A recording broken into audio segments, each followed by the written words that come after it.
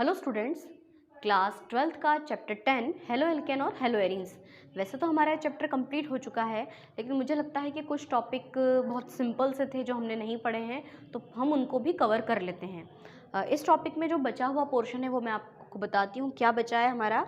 Alkyl halide के विरचन की विधियाँ। विरचन का मतलब होता है बनाना, है ना।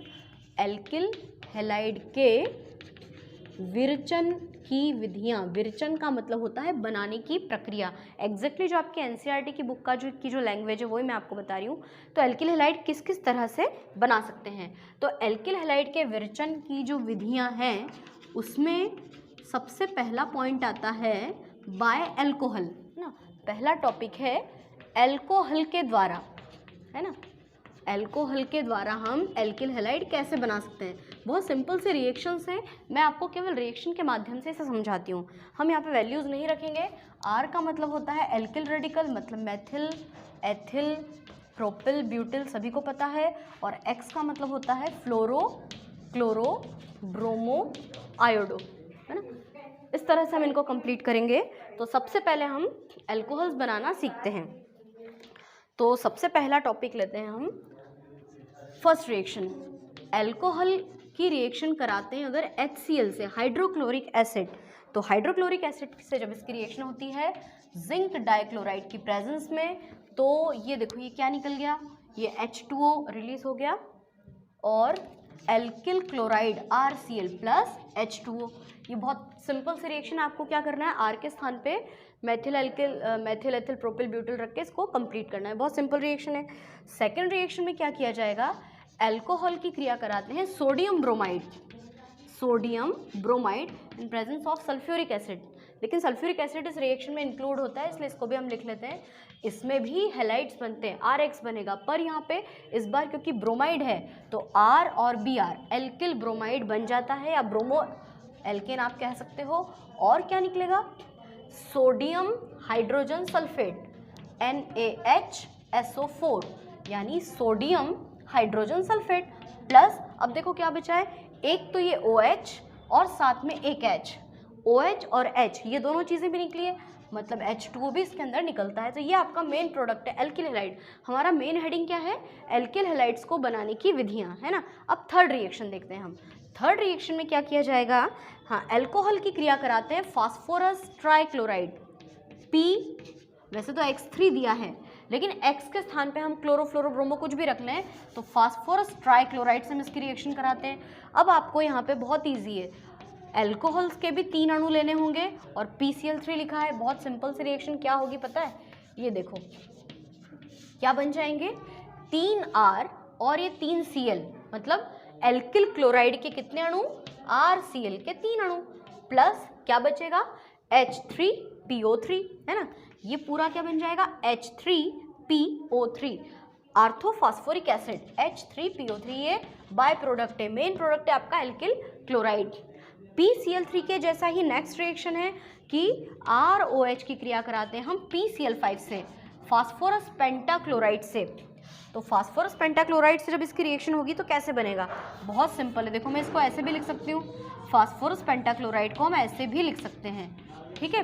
तो ये देखिए ये आपका मेन प्रोडक्ट बना RCl एल्किल क्लोराइड, है ना, प्लस HCl भी तो निकला साथ में, हाइड्रोक्लोरिक एसिड, HCl को भी निकाल दो। अब देखो जरा क्या बचा, POCl3, जैसे वो H3PO3 था ऐसे बचा POCl3। तो एल्किल, देखिए हर बार एल्किल हैलाइड का विरचन हो रहा है। नेक्स्ट रिएक्शन बताई गई है एल्कोहल की रिएक्शन, इसको मैं फिर से नॉर्मल रूप में लिख देती हूँ, PCl5 के रूप में अपन लिख देते हैं ना, तो अपने पास जगह हो जाएगी PCl5। अब नेक्स्ट अभिक्रिया हम बताएंगे पांचवी, एल्कोहल की क्रिया कराते हैं हेलोजन से, X2 से। कोई भी हेलोजन ले लो, चलो मेरा फेवरेट क्लोरीन ले लेते हैं, क्लोरीन, ब्रोमीन, कुछ भी ले लो। और यहाँ पे रेड फास्फोरस की प्रेजेंस है, तो क्या बन जाएगा, RCl, मतलब कि यहाँ पे बनेगा RX एल्किल क्लोराइड, और बचा क्या, RCl तो बचा, HOCl, इस क्रिया में HOCl भी मुक्त होता है ना, हाइपोक्लोरिक एसिड।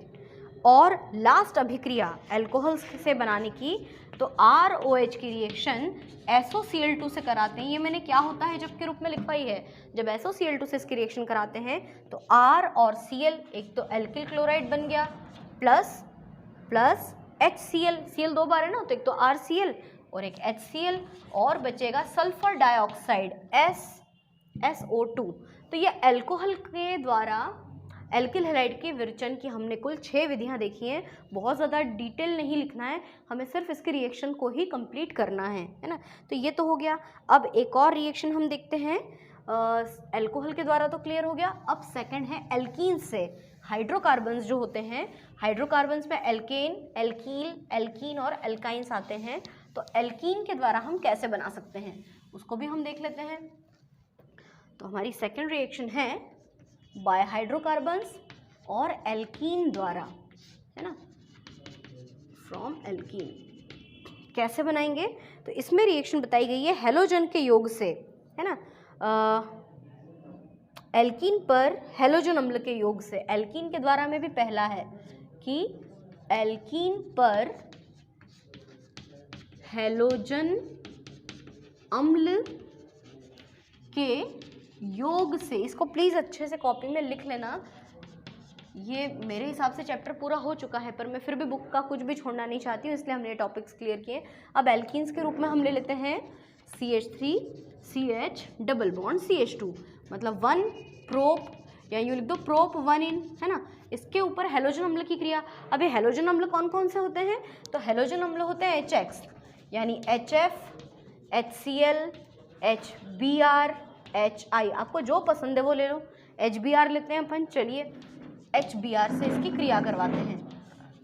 अब क्या होगा यहाँ पर, तो एडिशन हो जाएगा, है ना, मार्कोनी-क्राफ रिएक्शन लग जाएगा यहाँ पे। मार्कोनी-क्राफ अभिक्रिया समझाई मैंने कि जब किसी असंतृप्त एल्कीन पर हेलोजन अम्ल का योग होता है तो हेलोजन अम्ल का जो ऋणात्मक भाग है वो उस कार्बन पर योग करता है जिसके पास सबसे कम हाइड्रोजन है, और हाइड्रोजन परमाणु उसके पड़ोसी कार्बन पर योग करता है। याद है मार्कोनी-क्राफ अभिक्रिया, तो मार्कोनी-क्राफ अभिक्रिया के रूप में तो हमने इसको पढ़ा ही है। हेडिंग डाल देते हैं मार्कोनी-क्राफ रिएक्शन, है ना। इनडायरेक्टली मैंने ये प्रश्न पढ़ाया है, लेकिन इस रूप में नहीं पढ़ाया कि एल्कीन पर हेलोजन अम्ल का योग। देखो क्या होगा, यहाँ पे बन जाएगा CH3 single bond CH2 single bond CH2, और यहाँ आ जाएगा Br, मतलब ये बन जाएगा 1 ब्रोमो प्रोपेन। ठीक है। एक और बताया गया है कि हेलोजन एल्कीन पर हेलोजन का योग, एल्कीन पर हेलोजन का योग कैसे होगा देखते हैं। एल्कीन ले लेते हैं अपन CH2 डबल बॉन्ड CH2, इसको अपन एथिलीन भी तो कह सकते हैं। अब इस एथिलीन पर मान लो मैंने ब्रोमीन का योग करा दिया Br2 का, तो क्या हो जाएगा, डायरेक्टली जुड़ जाएंगे दोनों, है ना, दोनों ऐड हो जाएंगे। CCl4 की रिएक्शन, CCl4 की प्रेजेंस में दोनों ब्रोमीन परमाणु एक एक कार्बन परमाणु पर आकर ऐड हो जाएंगे, तो ये हो जाएगा CH2Br और CH2Br। इसका नाम होगा 1,2 डाइब्रोमो एथेन, है ना। तो ये भी तो एल्किल हैलाइड ही बन रहा है। फिर एक और बताया गया है, तीसरा इसमें बताया है हेलोजन विनिमय द्वारा, है ना। हेलोजन विनिमय, विनिमय मतलब क्या होता है, एक्सचेंज, हेलोजन के एक्सचेंज द्वारा, है ना। देख लेते हैं कैसे।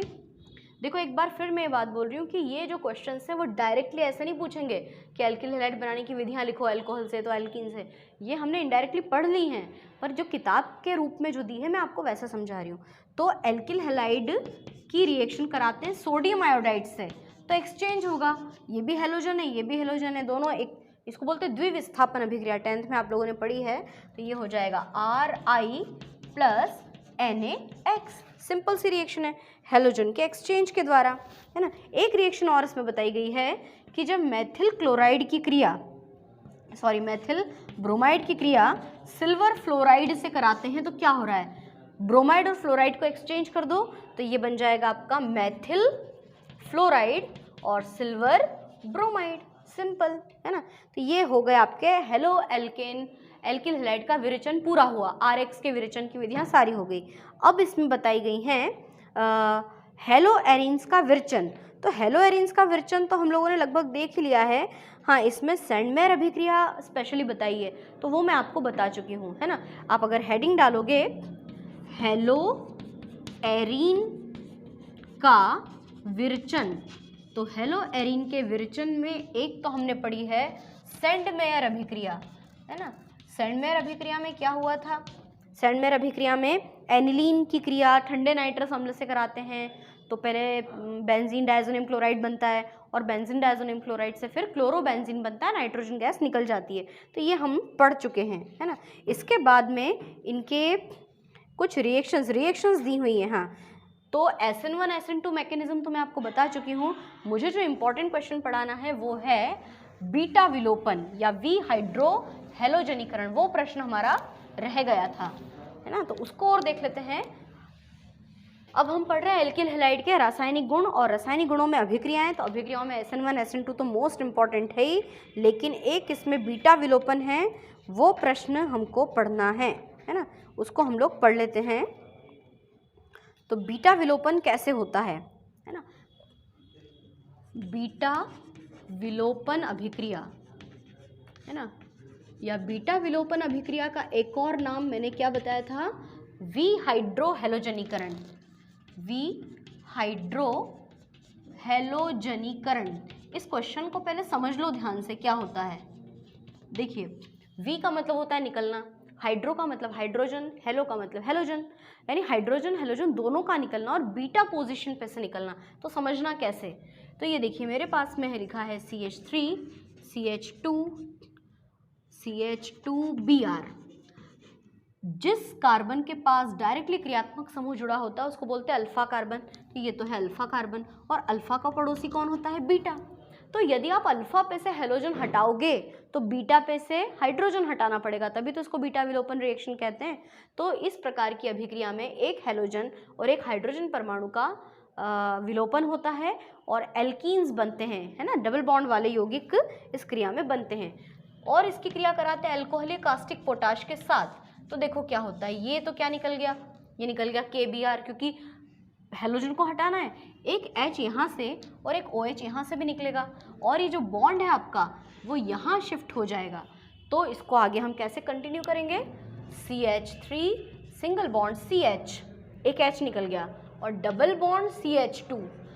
डबल बॉन्ड इसलिए क्योंकि ये वाला बॉन्ड इस तरफ शिफ्ट हुआ है, तो ये आपका बन गया प्रोप 1 इन, और प्लस बाय प्रोडक्ट के रूप में क्या क्या निकला? KBr प्लस H2O, है ना। ये OH और एक H और KBr। इस अभिक्रिया को हम कहते हैं बीटा विलोपन अभिक्रिया। ये एल्किल हैलाइड का रासायनिक गुण है। ये प्रश्न हमारा रह गया था। अच्छा, इसमें बताया कि धातुओं से भी क्रिया करके बताइए, तो वो मैं आपको बता चुकी हूँ कि जैसे CH3Br की क्रिया, है ना, धातु से क्रिया एल्किल हैलाइड की, इसकी क्रिया मैग्नीशियम से कराते हैं शुष्क ईथर की उपस्थिति में। ये मैं आपको पढ़ा चुकी हूँ क्या होता है जब में, तो ये क्या हो जाता है, दोनों का एडिशन हो जाता है और CH3MgBr ग्रिग्नार्ड अभिकर्मक बन जाता है, मैथिल मैग्नीशियम ब्रोमाइड बनता है और इसको हम कहते हैं ग्रिग्नार्ड अभिकर्मक। जब हम अगला चैप्टर स्टार्ट करेंगे अल्कोहल वाला, उसमें ये बहुत इंपॉर्टेंट रिएजेंट है और ये बहुत सारे अल्कोहल्स और कार्बोक्सिलिक एसिड और एल्डिहाइड वगैरह बनाने के काम में आता है। तो और कुछ नहीं बचा है इस चैप्टर में, है ना। मुझे लग रहा था कि कुछ चीज़ें बची है, इसलिए मैंने ये आज एक लास्ट वीडियो और बनाया इस चैप्टर का। तो ये चैप्टर आपका अब कंप्लीट हुआ। नेक्स्ट वीडियो में हम नए चैप्टर को स्टार्ट करेंगे। Thank you.